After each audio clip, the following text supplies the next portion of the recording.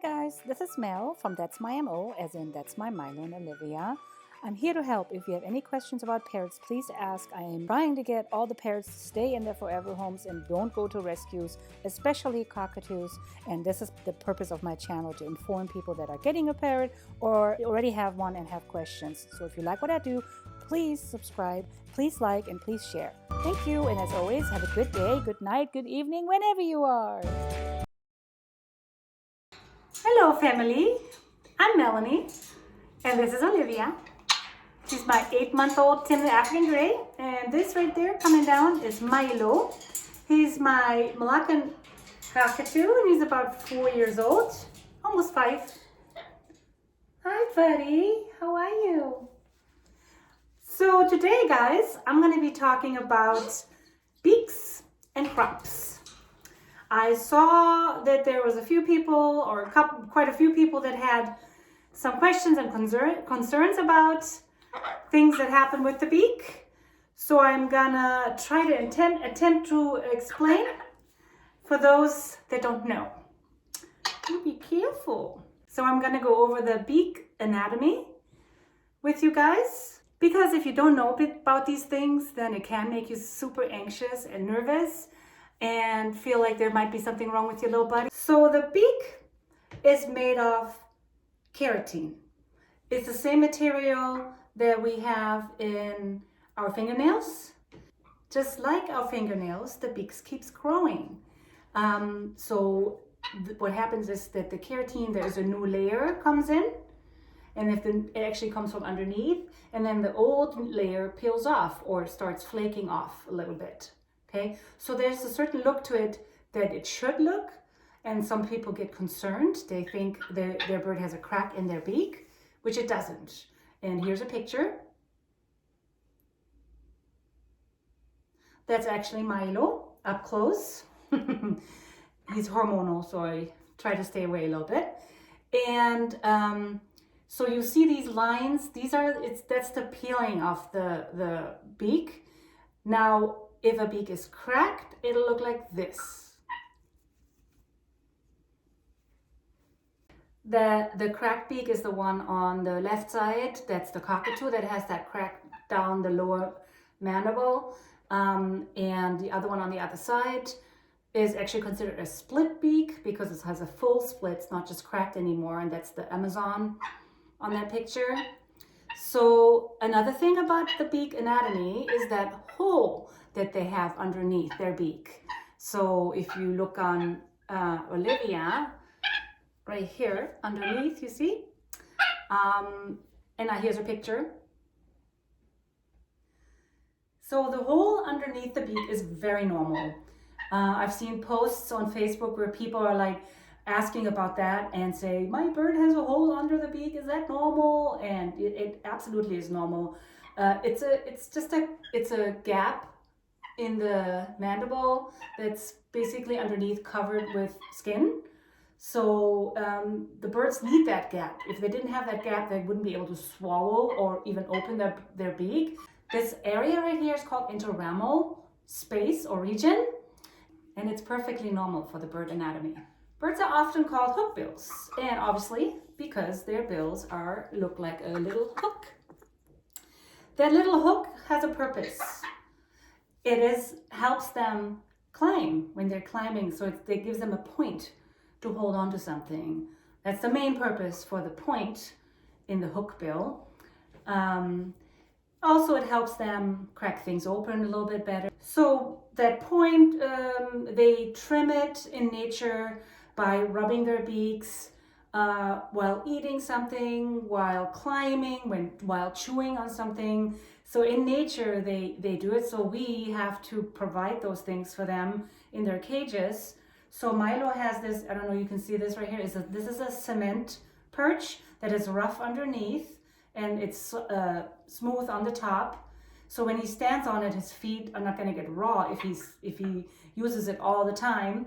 So, but he can also rub his beak against it. That was my watch that just fell. So back to the anatomy of the beak. So the top part of the beak is called the maxilla, and the lower part of the beak is called a mandible. And the nose is basically two holes in like a skin or fleshy part of the nose. They're called the nares.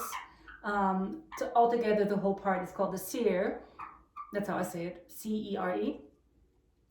There are lots of variations of beaks and shapes and strengths and sizes, because each beak has a different purpose, and it all has to do with what type of food these birds eat.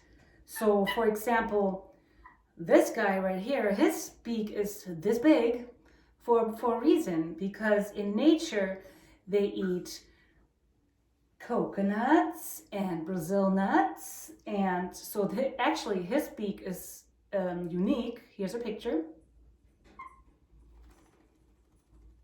The lower mandible is actually a U shape with 2 points, kind of like this.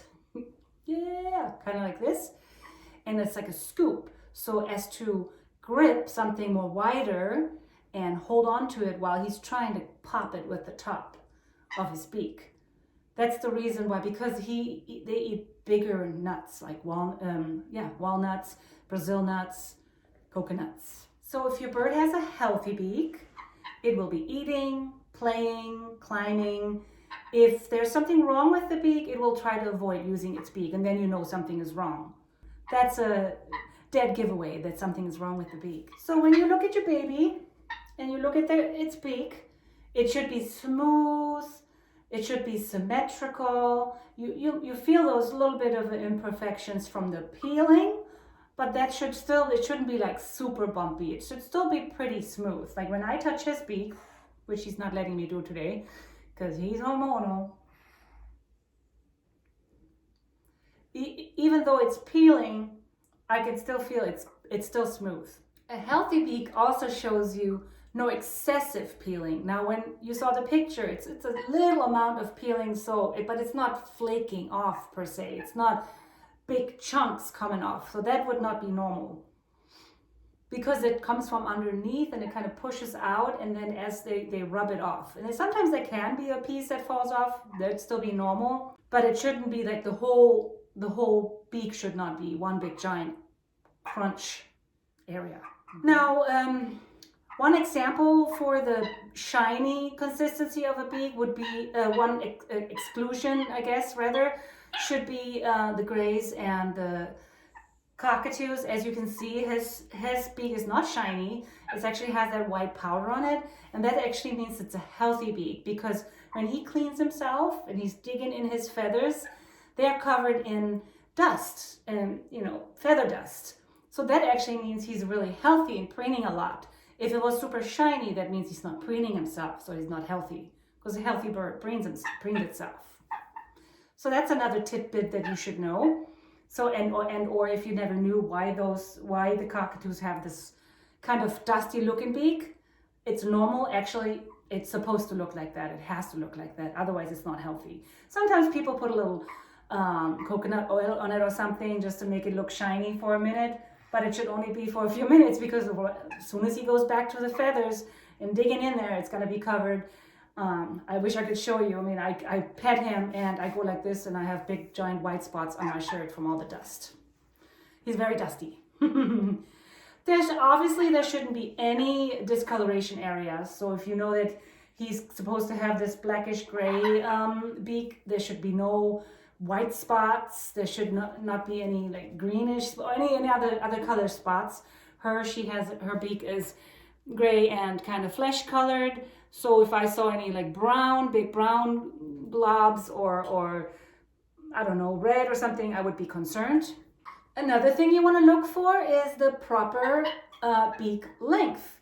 Now again, look at her. She's got a gorgeous beak. Look at her. It's perfect length. Even if it was just a tiny bit longer, it would be okay still. But it's long. As soon as it would cross, I usually base it on the lower mandible. If you go straight out from the lower mandible, it shouldn't be longer than that. For it to be healthy, I would trim it a little bit. Even though it wouldn't bother the bird, it would still be able to eat perfectly normal, but it might hurt itself by climbing. It needs to have the proper length for it to be healthy, to be safely climbing, to be safely grabbing things, okay? So All right. Also the proper alignment. So if you look at your bird straight on and you see that the beak is closing perfectly fine, that's what you need. And so you're looking for what's called scissor beak, which is like that, looks like this.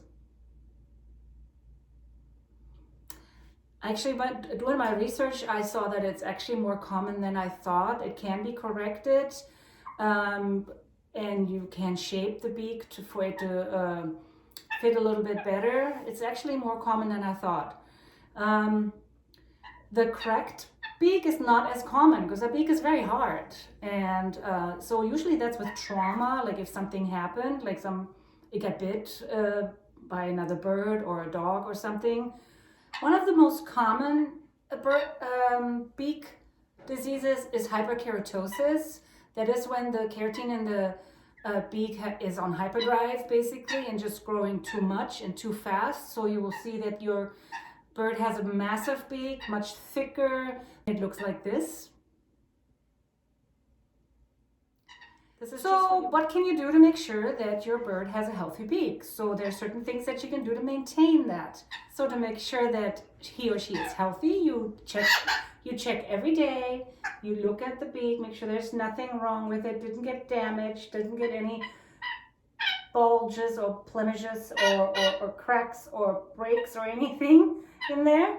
And visually, all you have to do is look at it. Make sure there's no overgrowth, any discoloration. And anytime you feel like there's anything wrong and you think you see something, you go see the vet. If you're not sure, it's always safe to say, go see the avian vet. But I would always prefer to go to an avian vet because they really know what they're talking about. If you have one in your neighborhood, of course.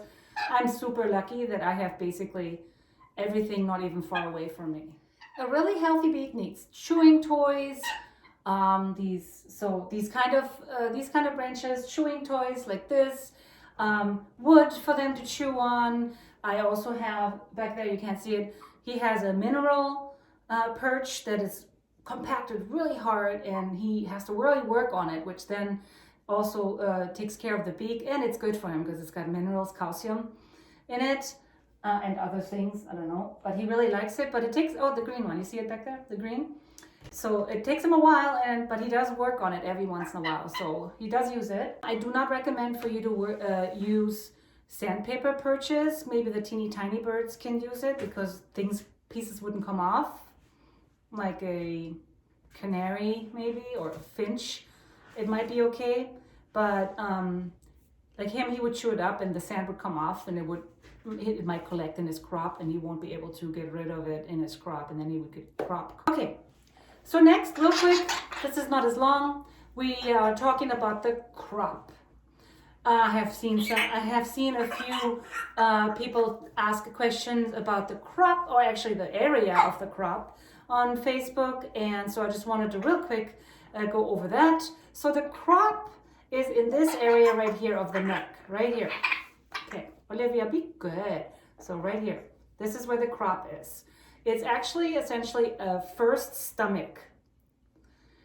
Yes, they have two stomachs. So first the food goes into the crop, because sometimes in nature you have to eat a lot of food because you don't know when you're getting your next meal. So you got to eat all that food, and then it can expand. That's when you see this swell up area in front of their neck, like this. So when you see something like this, please don't be alarmed, but make sure it is in this general area. Now, if you see it deeper down, that could be an overextended crop, it could be a sour crop. I mean, there's different meanings, so you have to be careful. It should be just right in this area, especially after they've just ate.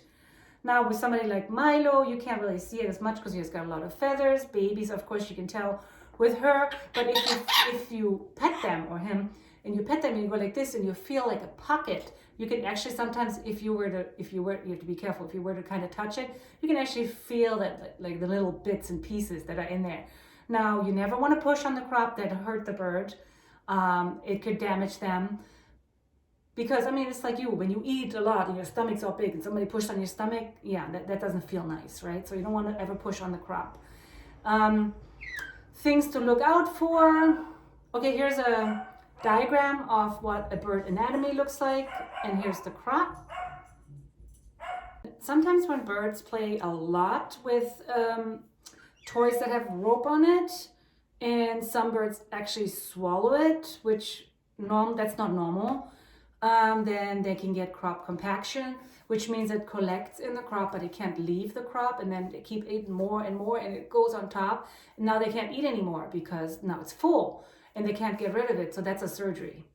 So you have to be super careful. So if you have toys, like if you have rope toys, which I can't even give an example because I make sure, then make sure that there's no loose parts that they can just pull off like super easily. Like as long as they're still firm on there, okay. But if there's loose parts that just kind of easily be picked off, then make sure you want to trim it and cut it off.